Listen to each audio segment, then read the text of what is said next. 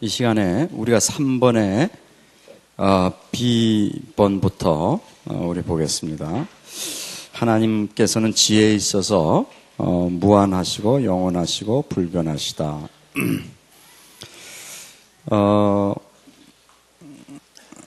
우리가 참 구속의 역사, 또 이 구원하시는 하나님의 방법, 십자가의 이 도, 이런 거 보면은 참 이건 뭐 인간의 머리로서 절대 생각할 수도 없는 거죠. 하나님이 그 지혜가 가장 참 극치적으로 보이는 것이 바로 이 십자가의 구속이다, 그렇게 봅니다. 우리 인간적인 지혜는 하나님 지혜에서 나오는 거죠. 불신자도 마찬가지입니다. 하나님 지혜에서 나오는 걸 자기네들이 모를 뿐이지 모든 인간의 지식과 지혜는 다 하나님께로부터 오는 것입니다. 지식과 지혜는 어떻게 다릅니까? 지식은 그야말로 공부를 해가지고 배우는 것이고, 지혜는 그 삶에 적용하는 거라 그럴까요? 지식을. 그것이 바로 지혜다, 이렇게 우리가 볼 수 있는데, 하나님 지혜는 하나님이 전지하시다, 모든 걸 다 아신다는 거기에 근거해서 나오는 것입니다.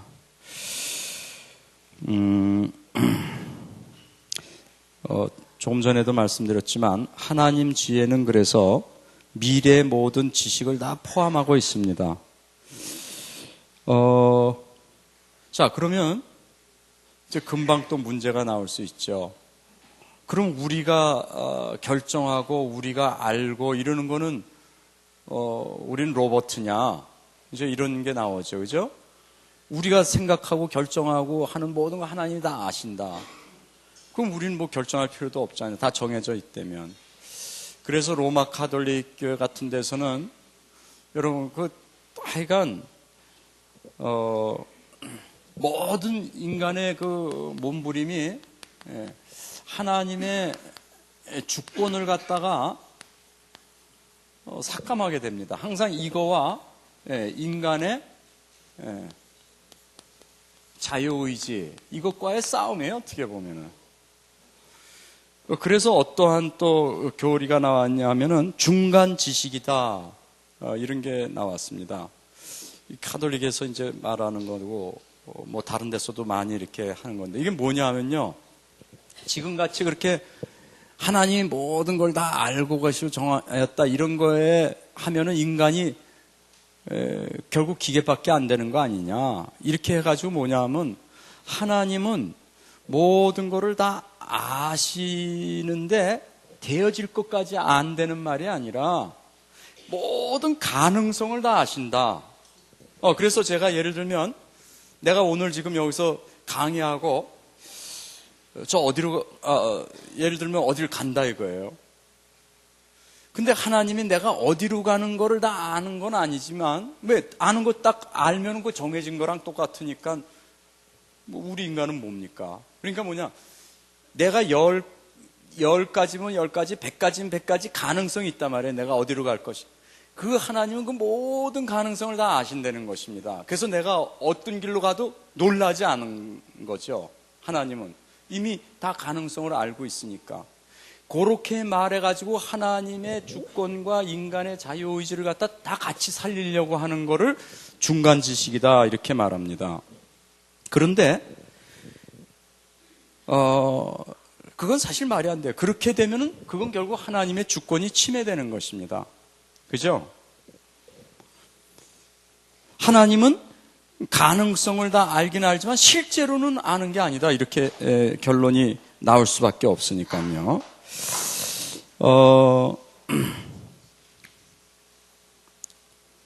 근데 성경은 그렇게 나와 있지 않습니다. 성경은 이게 두 개가 부딪히는 것 같지만 두 개 다 써 있어요.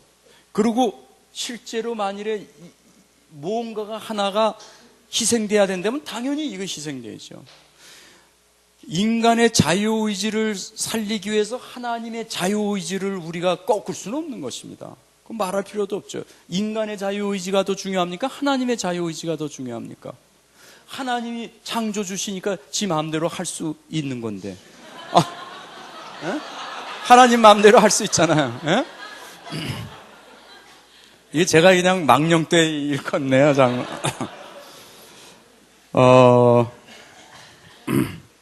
그래서 예를 들면 좋은 예가 말이죠.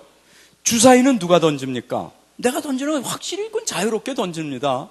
뭐 요렇게 던질 수도 있고 요렇게 던질 수도 있고 다 마음대로 던져요.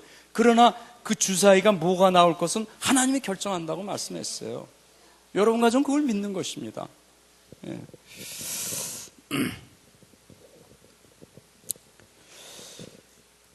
자, 이렇게 하나님이 지혜와 지식에 있어서 무한하시게 하시고 영원하게 하시고 불변적으로 아신다. 그렇다면 우리에게 오는 어떤 레슨은 뭐겠습니까? 첫째, 이게 진짜로 믿어지면은요, 그럼 우리는 위선 안 하게 됩니다. 그렇잖아요. 하나님 다 아시는데, 뭐 아무리 내가 수부려야 다 아시는데. 그렇지 않습니까?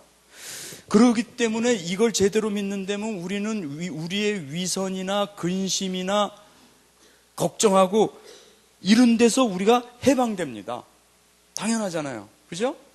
네, 그리고 조금 전에 말씀드린 것처럼 하나님께서 우리에게 모든 걸 합해서 선을 이루신다고 약속하시고 우린 그걸 믿기 때문에 안 좋은 일이 있고 힘든 일이 있어서 우리는 인내할 수가 있는 것입니다. 왜? 되게 돼 있으니까. 예. 세 번째, 좀 빨리 나갈까요? 능력에 있어서 무한하시고 영원하시고 불변하시다. 하나님은 전능하십니다. 모든 거 하실 수 있죠. 그렇다면 하나님이 마음대로 그냥 그야말로 지 마음대로 막 하십니까? 아니죠. 하나님의 그 전능하다는 건 하나님이 전능하기 때문에 심심하다고 그냥 이렇게 쓰나미에 갖고 다 죽이고 그러시지 않는단 말이에요. 하나님의 다른 속성들이 다 있잖아요. 그것과 다 맞춰가지고 하나님은 하시지, 하나님의 어떤 전능한 속성을 하기 위해서 다른 속성, 선하신 하나님의 속성을 희생시키지 않는단 말이에요. 이해되겠죠? 네, 그런 면에서 하나님이 전능하다고 하시는 것입니다. 예? 예. 자, 우리가 이런 거를 갖다가 제대로 알게 되면 그때부터 우리는 진짜로 겸손하게 되죠. 이 전능하신 하나님 앞에서 경외하고 찬사하게 되고 예배하게 되고, 예? 예. 그 다음에 우리가 정말 마음이 놓이는 것입니다. 왜냐? 이 전능한 하나님이 나의 아버지란 말이에요. 아버지께서 자식 나쁘게 하시겠습니까? 있을 수가 없는 일이란 말이에요. 아버지께서 나에게 너는 최고의 세계복음화 주인공이라고 끝난 거죠, 뭐. 예? 예. 자, 네 번째, 거룩에 있어서 무한하고 영원하고 불변하시다. 뭐 이것도 얘기하려면 참 할 얘기가 많죠. 왜냐하면 상당히 오해돼가지고 많이 있습니다. 여러분, 거룩이라는 게 뭡니까? 하나님이 거룩하시다 그랬습니다. 하나님이 거룩하시다는 말은 도덕윤리적에서 거룩하기 이전에 뭡니다. 네.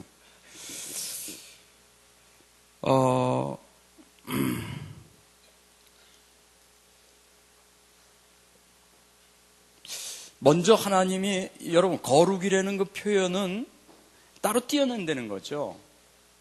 예, 이 성소가 거룩한 장소다 이겁니다. 성전, 거룩한 전이다. 예, 성막, 거룩한 막이다. 왜 그게 거룩합니까? 그 성막은 뭐 아주 이상한 그 최고 품질의 천으로 만들었습니까? 그 뜻이 아니란 말이에요. 하나님이 떼어서 하나님이 거기에 함께 하신다는 걸 정했기 때문에 거룩해져 버린 거예요. 하나님께 바쳐졌기 때문에 거룩해진 거예요. 여러분과 제가 성도라고 하는 이 말은 우리가 죄 안 짓고 깨끗하게 살기 때문에 성도라는 표현을 하지 않습니다. 그건 나중에 따라오게 되는 것이고, 우리는 그렇다고 해서 뭐 도덕적으로 윤리적으로 무시한다는 말이 아니라, 다시 또 말씀드리지만 이 거룩이라는 건 언약면에서 항상 생각을 해야 되는 것입니다. 하나님이 따로 띄어서 당신을 위해 있는 이것이 성스럽다고 하는 것입니다. 그래서 성도라는 말은 하나님께 속한 자를 성도라고 말하는 거예요. 성물이고 성전에 있는 모든 기구 같은 거 그 성물, 하나님께 속한 기기 때문에 성물이지 뭐 품질이 좋아서 성물이 아닌 것입니다. 그죠? 그러니까 항상 우리가 그런 면으로 보면 되겠습니다. 그 다음에 이제 두 번째로 이제 그것 때문에 나오는 그것이 뭡니까? 윤리적으로 이제 얘기가 되는 것입니다. 그래서 여러분과 제가 먼저 우리가 거룩하다 그런 말을 하면요, 도덕 윤리적인 면 이전에 하나님과의 관계에서 거룩한 걸 말하는 거예요. 쉽게 말하면은 여러분과 제가 하나님을 알면 알수록 어떻게 됩니까? 하나님을 알면 알수록 우리는 더 내가 죄인이라는 걸 알게 됩니다. 이사야서 6장에 천사들이 거룩하다 그러니까 이사야가 나는 화 받은 자는 망할 자로다 그랬단 말이에요. 왜 벼랑간 거룩하다는 소리 듣고 망합니까? 하나님 전에 나가니까 내 그 빛에 의해서 내가 얼마나 들어온 게 보이는 것입니다. 근데 사실 그게 상대적으로 그 말이 거룩하다는 말이에요. 쉽게 말하면 여러분과 제가 하나님을 알면 알수록 우리는 죄된 거를 더 압니다. 죄된 거를 더 깊이 깨닫는 것이 어떤 면에서 더 거룩해지는 거예요. 그거 희한한 말이죠. 여러분, 제일 거룩하지 않은 사람은 자기가 죄인인 걸 모르는 사람이 제일 안 거룩한 것입니다. 그래서 사도 바울이 깊이 들어갈 때마다 점점 나중에 가서 정말 나는 죄인 중에 괴수다, 가장 지금 거룩해 가고 있는 것입니다. 하나님한테 가까이 갈수록 갈 수 없는 존재인데 하나님의 은혜로 함께 한다는 걸 깨닫는 거란 말이에요. 상당히 좀 역설적인 표현이지만요, 그게 거룩이에요, 여러분. 제1차적으로. 네. 그 다음에 이제 2차적으로 그러기 때문에 죄에서 점점 멀어지는 것입니다. 네. 그래서 하나님께서는 뭐라 그러냐면 통회하고 마음이 겸손한 자에 함께 하신다. 그게 그 말입니다. 예, 함께 하시는 게 저건데, 거룩인데. 그래서 여러분과 제가 쉽게 말하면은요, 우리 다락방 표현을 하면 복음의 결과로 나오는 게 거룩입니다. 거룩은요, 내가 만드는 게 뭐 누구 말처럼 걸을 때도 거룩 그러고 걷는 게 아니라 복음의 결과로 만들어지는 게 거룩이에요. 그럼 여러분 생각해 보세요. 복음 만들 수 있습니까? 복음은 만들 수 있는 게 아니에요, 인간이. 마찬가지로 거룩도 만들 수 있는 게 아닙니다. 만들어지는 거예요, 어떻게 보면은. 그렇죠? 하나님이 거룩하시기 때문에 너희도 거룩하라, 이 표현이 있죠. 하나님이 온전하기 때문에 너희도 온전하라. 우리가 온전하려는 말이 딴 말이 아닙니다. 정말 언약을 믿는 믿음 가져라, 그 말이에요, 쉽게 말하면은. 그럼 하나님이 우리를 그렇게 만들어 주신다는 것입니다. 그렇죠?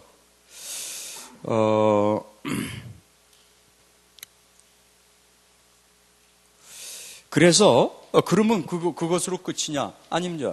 그 다음에 두 번째로 정말 여러분과 제가 하나님께 그렇게 가게 되고 그런 거를 깨닫게 되면 우리는 도덕 윤리적으로도 이제는 다른 사람보다 훨씬 더 하나님께 가깝게 가게 되죠. 그래서 우리는 이 두 가지를 다 얘기를 해줘야 됩니다. 우리 다락방에서 뭐냐면 나의 인격과 나의 모습과 뭐 능력과 뭐 죄성에 관계없이 하나님이 역사하신다. 그건 맞아요. 그거 항상 우리 얘기해야 돼요. 동시에 또 두째 번도 얘기해야 돼요. 뭐냐면 하나님이 함께 하시기 때문에 우리는 능력도 생기고 또 죄도 덜 짓게 되고 도덕 윤리적으로도 점점 흠없이 된다. 그거 둘 다 얘기해야 됩니다. 언제까지 나는 진양해도 뭐 하나님은 함께 하셔. 그러다 하나님 함께 안 하십니다, 여러분. 예? 왜 그냥 그 거짓말이기 때문에. 계속 하나님과 함께하면 내가 하나님 형상을, 그리스도 형상을 자꾸 닮아가는데 매일 나쁜 짓 하면 그래도 하나님은 초월하시는 하나님, 능력의 하나님. 하나님 너만은 그럼 너 비낀다 그러시게. 그래서 그거 두 가지가요 항상 같이 밸런스를 이루거든요. 나의 잘못, 나의 연약함에도 불구하시고 역사하신다. 그거 꼭 있어야 돼요. 그 두 번째만 있으면 여러분과 저는 힘없어서 또 못 살아요. 매일 넘어지는데. 그러니까 이 첫 번째 참 중요하단 말이에요. 우리 연약과 죄성에도 불구하시고 하나님은 우리랑 함께 계시면 우리를 이끄신다. 다락방에서 열심히 하죠. 최고죠. 그러나 다락방에서 덜 강조하는 두 번째, 하나님이 우리랑 그렇게 함께 하시면 우리는 변한다. 예, 이거 진짜입니다.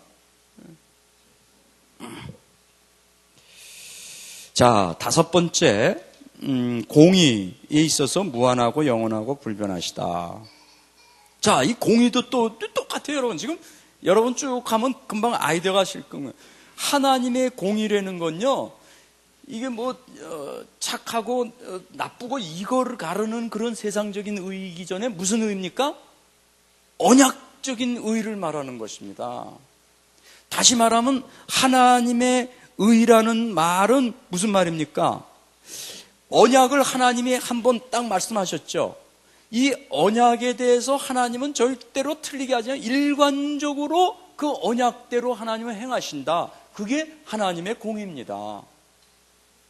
그걸 거꾸로 하면 여러분과 저는 의롭게 살아야 된다 해갖고 거짓말 안 하고 그거 이전에 하나님의 언약을 갖다가 일관적으로 우리가 딱 잡고 나가는 사람이 의로운 사람인 것입니다.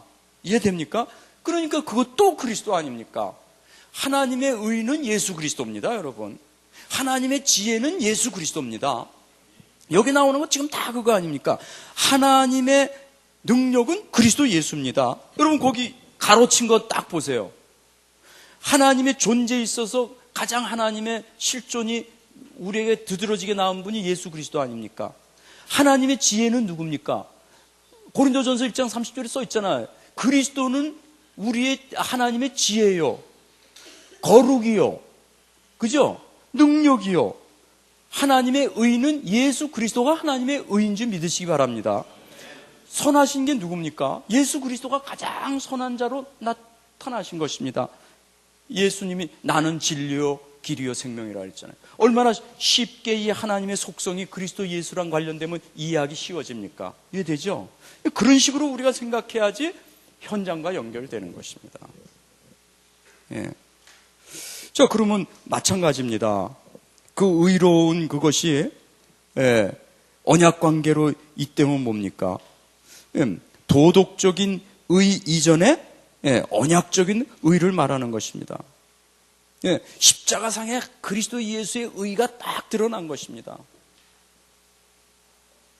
그래서 여러분과 제가 그리스도 예수를 믿을 때 하나님의 의가 내 의가 되는 것입니다. 난 그래서 의인인 거예요. 도덕윤리적으로 의인 이전에. 그러나 또한 이거 두 번째 말이 있단 말이에요. 그렇게 내가 의인 되었기 때문에 성화의 과정을 통해서 하나님은 나를 또 의롭게 하는 것입니다. 도덕적으로도. 이해되죠? 이 두 개가 떨어지는 게 아니에요. 자, 여섯 번째, 선하심에 있어서도 마찬가지입니다.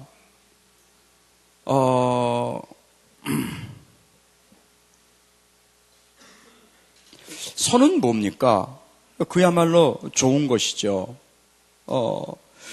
이것도 또 언약적인 선을 말하는 것입니다.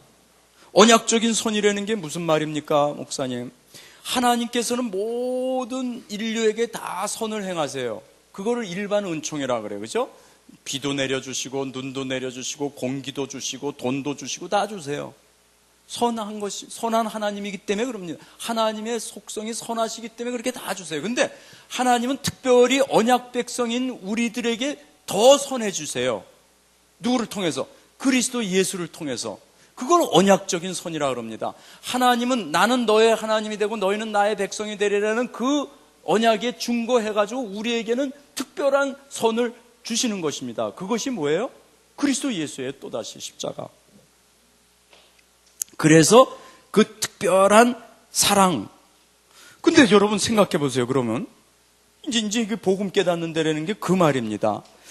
하나님께서 우리를 특별히 사랑하시는 게 바로 하나님의 선하심인데 왜 특별히 사랑하십니까? 여러분을 왜 하나님이 특별히 사랑하십니까? 얘기해 보세요. 예? 크게 얘기해 보세요. 틀려도 괜찮아요. 왜 특별히 사랑하십니까?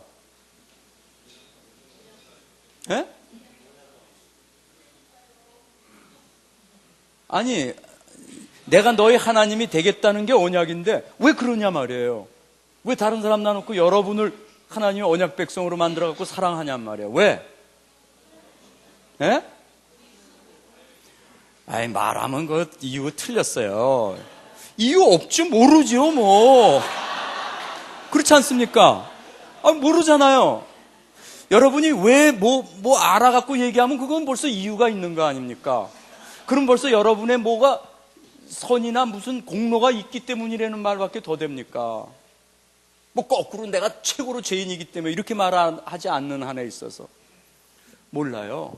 왜 하나님이 65억 인구 중에 여러분과 저 같은 사람을 특히 언약으로 해갖고 백성으로 만들어주시고 구원 주셨는지 알 수가 없어요. 내가 죄 지면 질수록 더 알 수 없어요. 요거 깨닫는 게 은혜인 줄 믿으시기 바랍니다. 그때 진정한 감사와 찬송가 나는 거예요. 난 사랑받을 이유가 없는데 사랑하신단 말이에요. 아니, 성경에 보면 아예 사랑 정도 아니고 원수인데 나를 희생하기까지 사랑하신단 말이에요. 이거 깨달을수록 우리는 나머지 다 되어지는 것입니다. 그거 깨닫는 거 복음 깨닫는다고 그러는 거죠. 그죠? 예.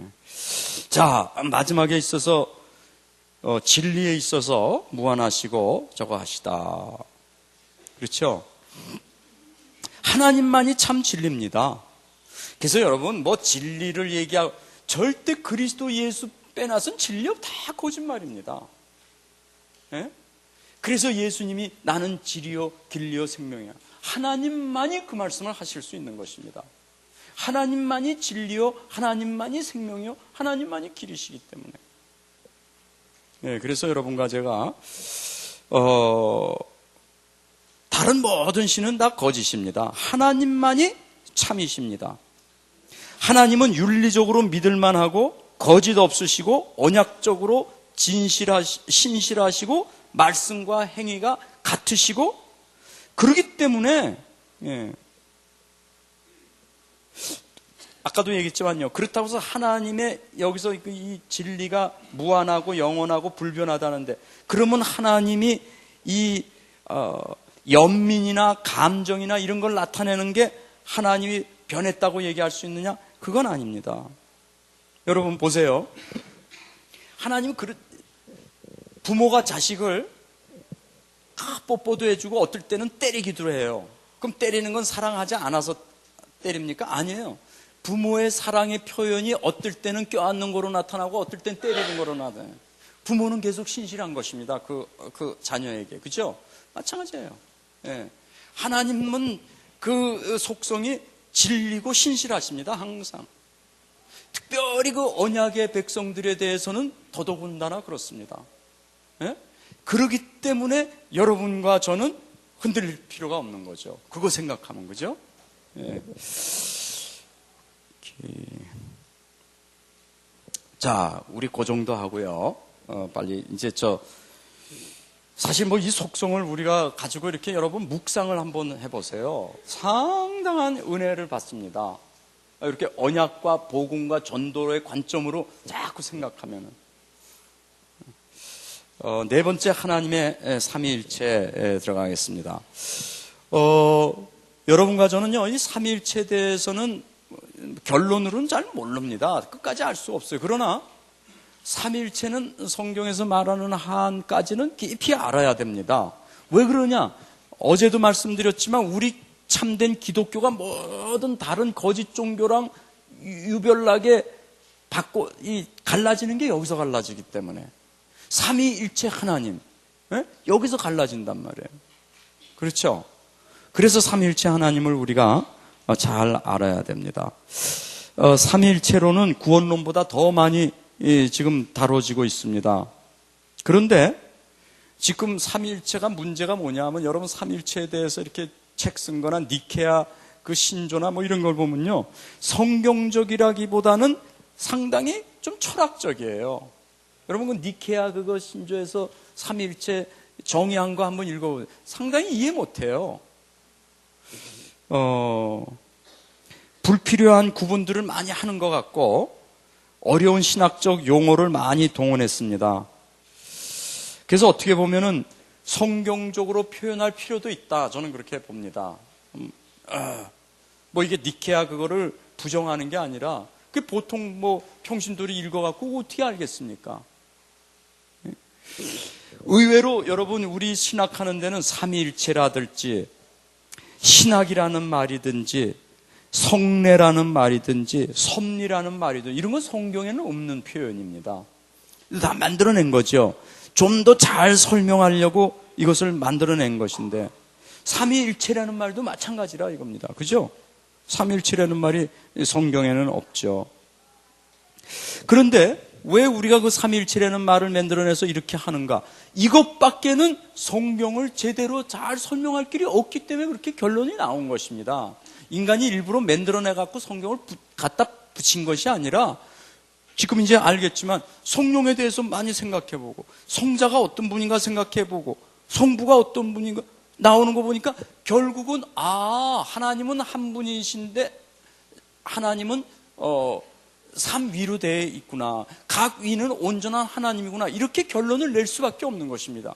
그 각 세 그 명제를 갖다가 똑같이 우리가 풀 수가 없어요. 하나님은 한 분인데 어떻게 또 세 분입니까? 세 위입니까? 어떻게 각 위는 또 온전한 하나님입니까? 이거 할 수 없어요. 그냥 거기서 놔두는 것입니다. 네, 그렇지만 거기까지 들어가고 할 때까지는 우리는 계속 얘기를 해야 되는 것입니다. 그죠?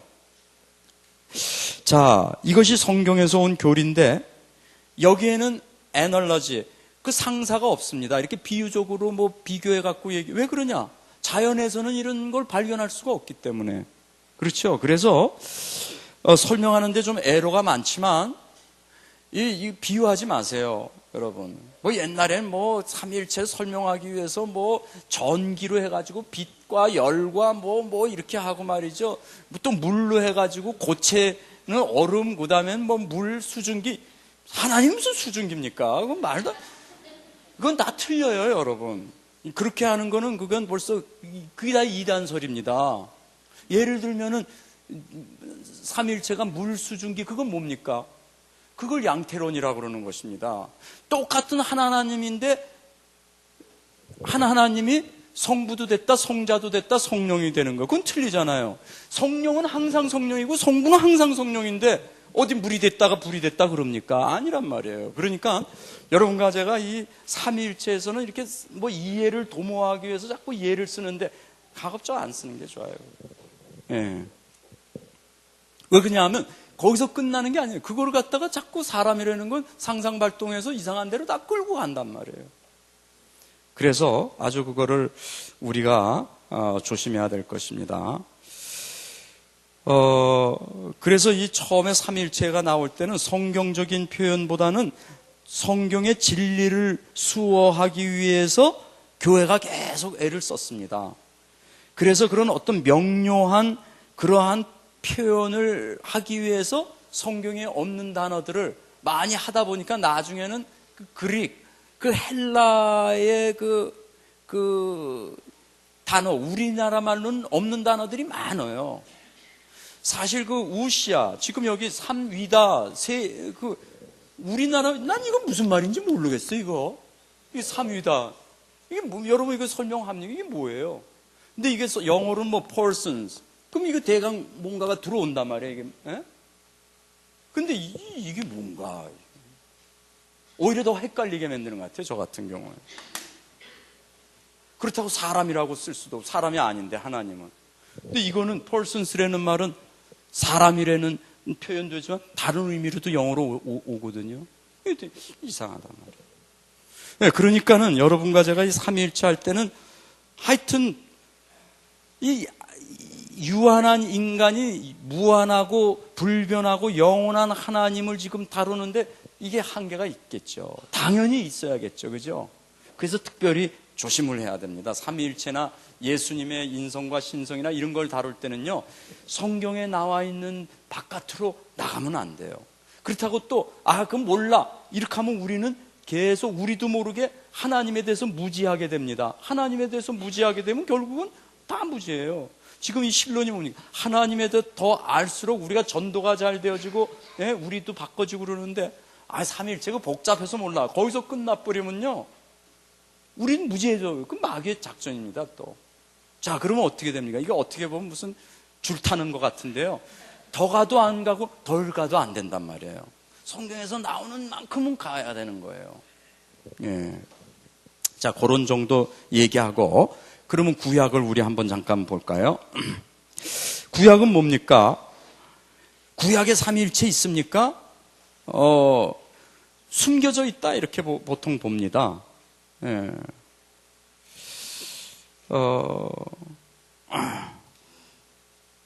그래서, 뭐, 구약에서 예를 들면 복수를 사용한, 창세기 1장 26절, 27절에, 우리의 형상을 닮아서 인간 만들자. 그때 우리 이런 표현을 썼단 말이에요.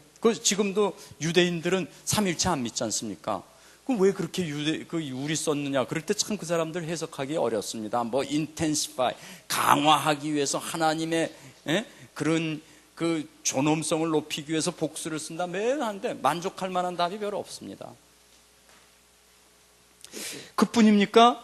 또 구약에 보면 신격 안에 차이가 있는 것 같이 쓴단 말이에요. 예를 들면 시편 110편 1편 같은 데 보면 여호와께서 내 주에게 말씀하시기를, 여호와가 있는데 또 주가 있단 말이에요. 그 여호와는 여호와고 내 주께서 할 때는 아도나이에게 말씀하시기를 그러네요. 근데 아까도 우리 배웠죠. 아도나이 자체가 하나님인데 하나님이 내 하나님에게 말씀하시기를, 그 말이란 말이에요.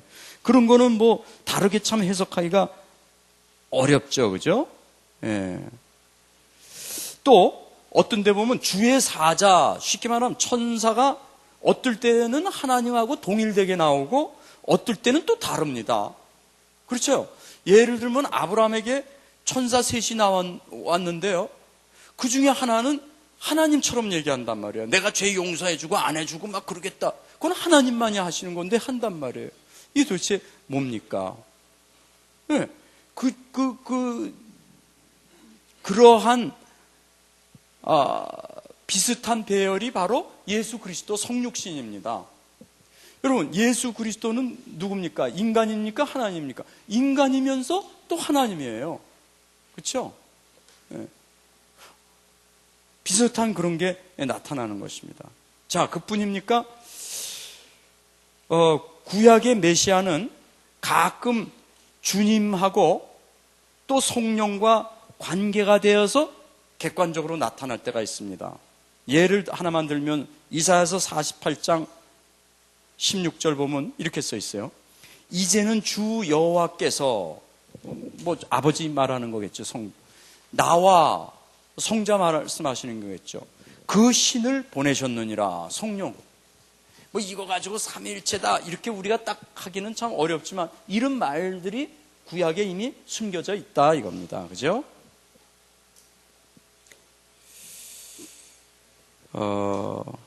자, 그러면 그냥 잠정적으로 결론 나면 아까도 말했지만 삼위일체는 구약에 숨겨져 있다, 신약에 극명하게 드러났다, 이렇게 보면 되겠습니다. 그렇다고 해서 신약 기자들이 삼위일체를 얘기하는데 특별하게 구약에 의지하지는 않습니다. 신약에만 해도 너무나 많이 나오기 때문에, 초대교회부터 이 삼위일체를 이렇게 하면서 구약을 막 해갖고 이게 바로 삼위일체 이런 거다 이렇게 하는데 너무 정도가 지나치게 그거를 통해서 구약에서 삼위일체를 얘기했다고 과하게 주장할 필요는 없습니다. 그러나 그 있기는 있는 것입니다. 잠재적으로, 씨앗으로. 그렇게만 우리가 표현하면 되겠죠. 자, 신약에 와서는 어떠냐? 그건 뭐 말할 필요도 없어요. 이제 신약에 오면요, 너무나 풍성하게 많기 때문에 구절도 많고, 그래서 우리가 확신 있게 방어할 수 있죠. 여러분, 여호와의 증인이 뭡니까? 여호와의 증인이 이단입니다. 왜 이단입니까? 이 하나님을 갖다가 우리 인간 수준에 맞게 이해하려고 했기 때문에 그런 거예요. 자기네들이 이해가 안 되기 때문에 삼위일체를 부인하는 것입니다. 그 사람들은 어떻게 하나님이 셋이 되느냐, 뭐 이런 식으로 하는 것입니다. 그러나 성경엔 그렇게 써 있지 않아요. 하나님 이해 못해요. 우리가 이해를 다 못한다는 말이죠. incomprehensibility 이런 말 써요. 불가해하다. 그거는 하나님을 모른다는 게 아니라 아는 건 확실히 맞는데 전적으로 exhaustively 완전히 알 수 없다 그 말입니다. 이해할 수 없다는 거하고는 다른 거예요. 불가해. 다 알 수 없다 그런 뜻입니다. 그래서 어거스틴이라는 신학자는 그렇게 말씀했어요. 만일에 우리 인간의 저거로 이해할 수 있다면 그건 하나님이 아니다. 예, 맞죠? 예.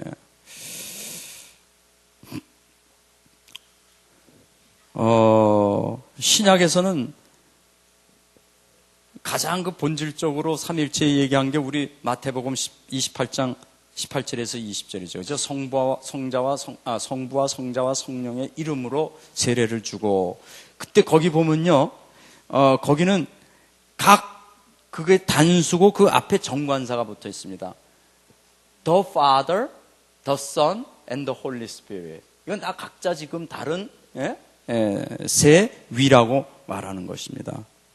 한 이름 안에 그 이름으로 세례를 주라 할 때, 만일에 하면 예를 들어서 baptize in the names of 이렇게 복수를 써야 되잖아요. 근데 그냥 거긴 in the name of the Father, of the Son, of the Holy Spirit 그렇게 썼단 말이에요.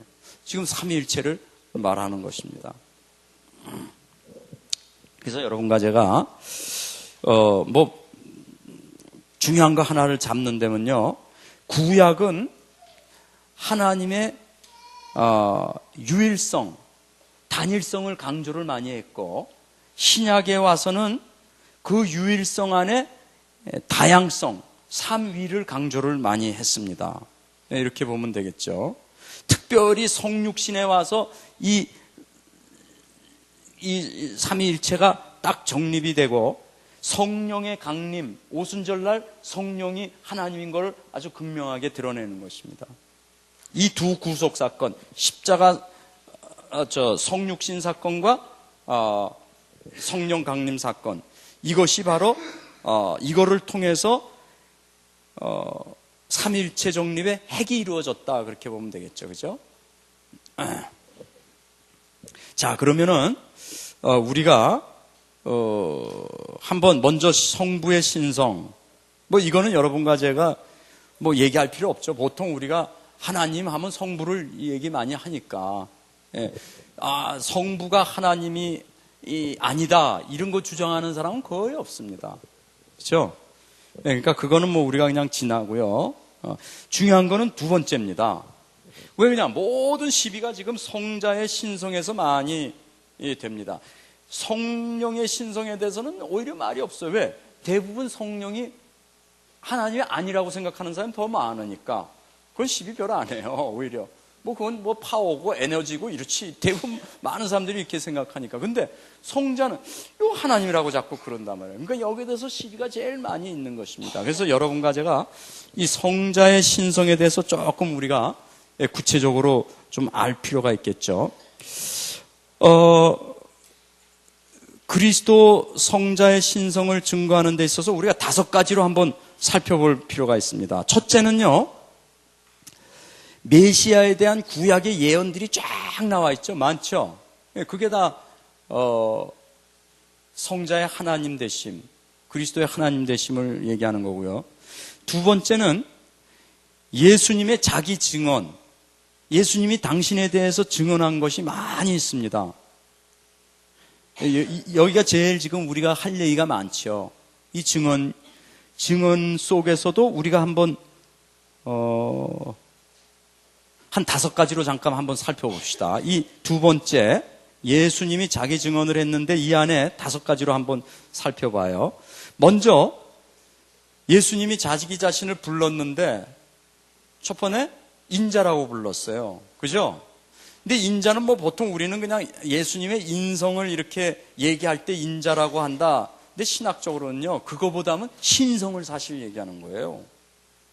그 가장 중요한 그 인자라는 표현을 예수님이 어디서 따왔냐 하면 다니엘서 7장 13절 14절에서 따오셨거든요. 인자가 구름 타고 올 것을 너희들이 볼 것이다. 거기서 그건 지금 신성을 얘기하는 거거든요. 예. 간단하게 제가 말씀 나누겠습니다. 뭐 여러 가지 그 예수님이 인자라는 표현을 쓰면서 죄로 용서하고 선제, 이 세상에 오기 전부터 존재하시고 안식일을 주장하셨다는 것, 영광 받으실 때는 것, 뭐 많은 걸 인자라는 이름을 쓰면서 하십니다.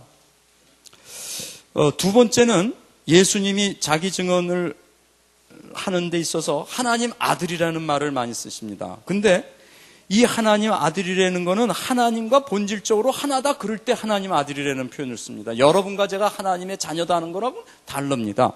그래서 이 말을 쓸 때 이게 공관복음, 요한복음에 가득 많이 있습니다. 여러분 읽어보시면 예수님이 자신을 하나님의 아들이라고, 그 유대인들이 금방 알아들었어요. 아, 이건 지금 하나님이라. 그래서 신성 모독죄로 예수님을 잡은 것입니다.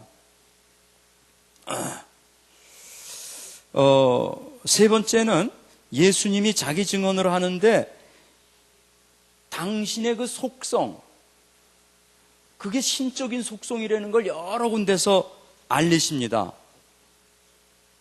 예를 들면 영원한 존재다 말이에요. 요한복음 여러분 1장 1절부터 2절 보세요. 태초에 말씀이 계셨냐, 그 말씀이 하나님과 함께 계셨으니 말씀이 바로 하나님이라고 그런단 말이에요. 그죠? 물론 그건 예수님이 자기 증거한 건 아니지만 예수님의 신적 속성을 지금 말하는 것입니다. 아까도 했지만요, 요한복음 8장 58절에 아브라함이 있기 전에 내가 있다 이렇게 말씀하셨단 말이에요. 예수님의 그 존재가 영원한 존재라는 걸 지금 말씀하는 거야. 신적이다. I am. 그 다음에 예수님이 편재, 아까도 했죠. 우리 하나님의 편재 어디나 계신다 그랬죠. 이 우주를 초월하시면서 동시에 우주 어디나 계신다 그랬죠. 우리가 제일 좋아하는 구절 중에 하나가 뭡니까? 마태복음 28장 20절이잖아요. 볼지어다 내가 세상 끝날까지 너희와 함께 있을지어다. 아니 나는 요렇게 하고 이제 내일 모레 지금 제가 워싱턴 가거든요. 거기에 나와 함께 가신다는 겁니다. 그러면서 동시에 여러분을 떠나는 게 아니에요. 여기 계신다는 것입니다. 하나님이 아닌다면 어떻게 그렇습니까? 하나님. 놀랍잖아요. 저는 여러분과 여기에 함께 있으면서 저 갑니다. 저도 그 말을 할 수 있어요. 근데 거기다 가로를 쳐야 돼. 저는 제 마음을 여러분에게 두고 갑니다. 이렇게 표현을 해야 돼요. 우리는. 그렇죠? 근데 예수님은 가로가 없어요.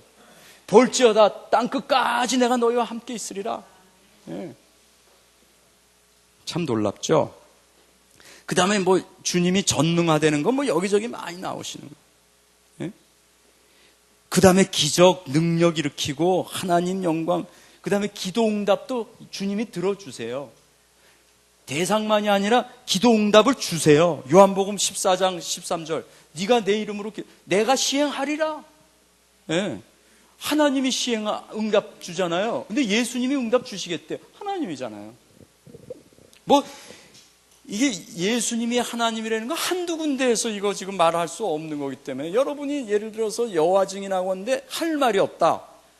그럼 매 맞아야 돼요. 성경에 이렇게 많이 있는데 할 말이 없어갖고 눌린. 그런데 대부분 이 여호와 증인들이요, 우리 기독교인들 밥으로 합니다. 특별히 장로교 거기만 찾아가서 이것들이 밥 줍니다. 예. 여러분 미국에서도요 여호와의 증인들, 한국 여호와의 증인들은요 다락방 사람 알아요. 자기네들 쫓아갖고 전도하려는 건 이 다락방맨들밖에 없으니까 저희들 보면 숨어 막 도망가고 그래요. 이제 진짜 주인 만난 거지 그것들이. 죄송합니다. 그것들이라 그런 건 예, 그분들 참 안타까워요. 사실 이단의 영이 들어가가지고 어떻게 하기가 참 어려워요. 그렇게 그냥 얘기를 해도 말이죠. 자, 그 다음에 다섯 번째, 예수님의 가르침이 또 그의 신성을 계시합니다. 자기 지금 증언 중에요. 두 번째 증언 중에. 예를 들면 율법을 해석하는 방식에서 보세요. 하나님 말씀이 이렇게 쓰였는데 나는 이렇게 한다 하면서 하나님 말씀을 재해석하잖아요. 예? 너 성경에서 살인하지 말라 함을 너희들이 들었거냐? 나는 말하노니. 이게 하나님 아니면 이런 말을 어떻게 합니까? 그렇죠? 예. 그 다음에 하나님의 왕국. 여러분 하나님의 왕국이 뭡니까?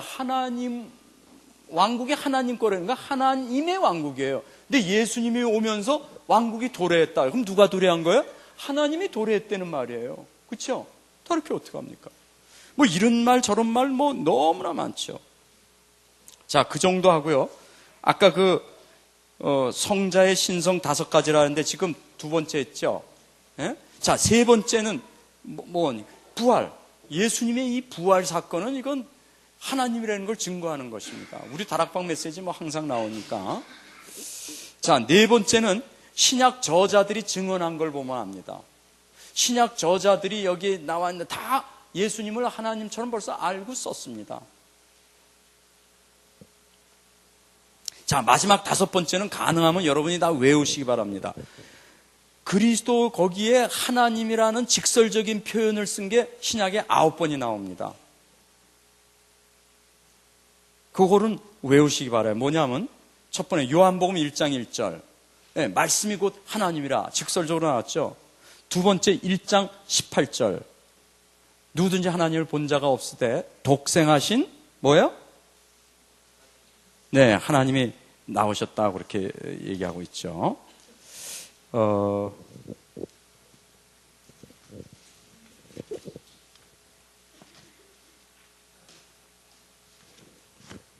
세 번째는요, 요한복음 20장 28절. 예, 도마가 나의 주, 나의 하나님. 예? 예. 만일에 예수님이 하나님이 아닌데, 야, 너 하나님이라고 부르지 말라 그래야지. 가만히 있는 건 그 거짓말하는 거랑 똑같거든요. 근데 나의 주, 나의 하나님 그랬더니 예수님이 뭐라 그럽니까? 네가 보고야 믿느냐? 보지 않고 믿는 자는 또 복되도다. 시침이 떼는 게 아닙니다. 그거는 진짜로 그러시기 때문에. 예. 자, 4번째는 사도행전 20장 28절. 거기 뭐라고 써 있습니까? 너희는 자기를 위하여 또는 온 양떼를 위하여 삼가라. 성령이 저를 가운데 너희로 감독자를 삼고 뭐요? 하나님이 자기 피로 사신 교회에 그랬어요. 여러분, 성자가 언제 십자가상에서 자기 피로, 성자를 말하는 거예요 지금, 그죠? 예수님은. 근데 하나님이 자기 피로 사신 교회에 그랬단 말이에요.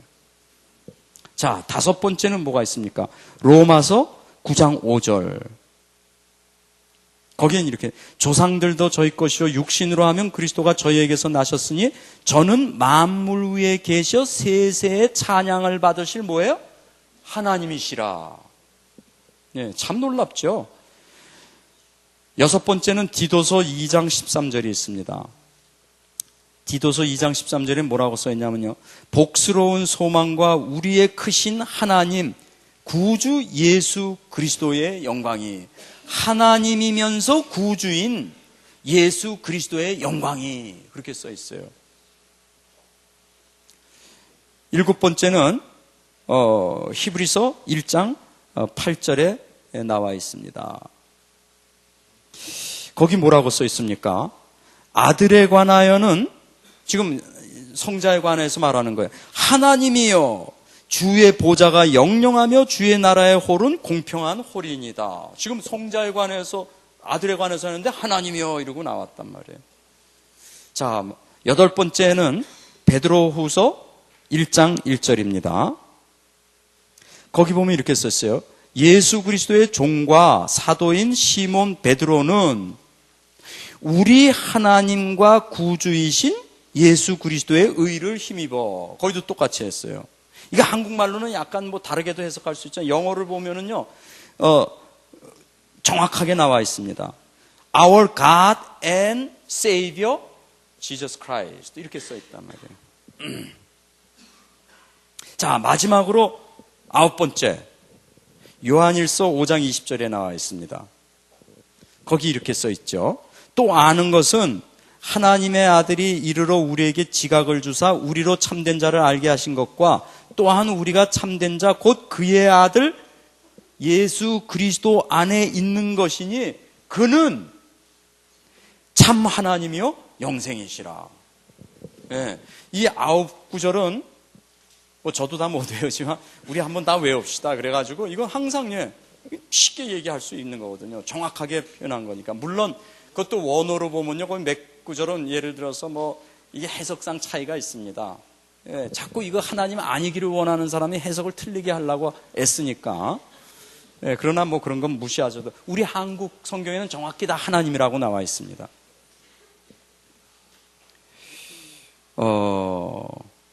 자, 그러면 우리 여기 3번까지만 더 하고 시죠. 세 번째, 성령의 신성. 성령이 하나님이신 것 어떻게 합니까? 이것도 우리 5가지로 봅시다. 한번. 첫 번째는 하나님과 동일시되는 게 여러 군데 나옵니다. 신약에서는 성령은 여러 군데서 하나님의 영으로 불립니다. 그 뭐 성경 구절을 여러분 책 보면 쭉 나오실 것이고요. 아나니아가 거짓말할 때 하나님께 거짓말했대요. 성령 속이지 말라고 그러고 와서 하나님께 했다고 그러거든요.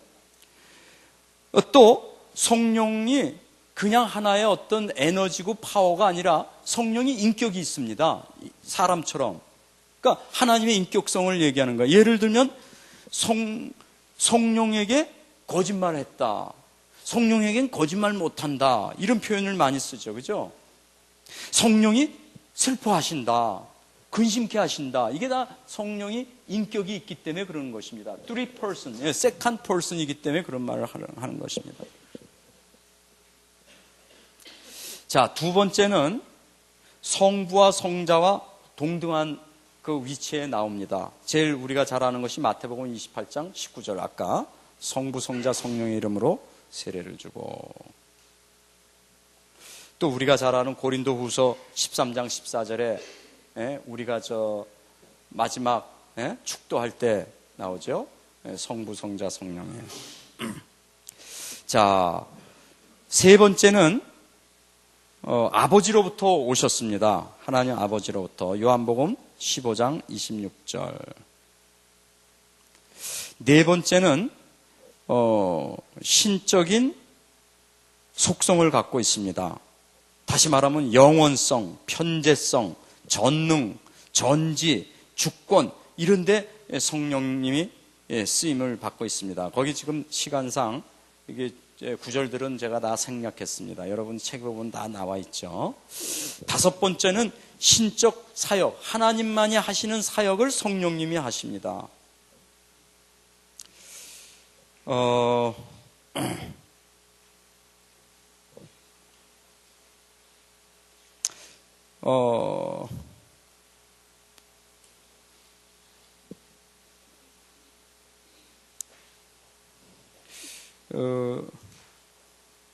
뭐, 요 정도에서 끝나죠. 제가 지금 더 할까 말까 지금 고민 중에, 그렇게 5가지를 여러분이 보시면은 성령께서, 하나님이신 것을 우리가 잘 알 수 있을 것입니다. 우리 점심한 후에, 4번의 시, 역사신학적으로 삼위일체를 어떻게 다뤘는가 한번 보겠습니다. 잠깐 우리 기도하겠습니다. 아버지 하나님, 여러 가지 교리 중에 특별히 이 삼위일체가 모든 거짓 종교와 거짓 하나님을 가르는 유일한 선인 줄 저희들이 알아서 정말 삼위일체 성경에서 말하는 바대로 저희들이 그대로 알고 은혜 받고 힘 받기를 원합니다. 우리의 하나님은 돌과 같은 그런 하나님이 아니라 또 저런 유대교나 머슬림들이 말하는 그러한 하나님이 아니라 삼위일체 하나님인 것을 저희들이 믿습니다. 아버지 하나님이여 계속 그 안에서 역사하여 주시옵시고, 그래서 우리 이 삼위일체 하나님을 땅끝까지 전하는데 주께서 임마누엘로 함께 하시며 축복하여 주시옵소서. 예수님의 이름으로 기도하옵나이다. 아멘. 우리 1시 반에 다시 모이겠습니다.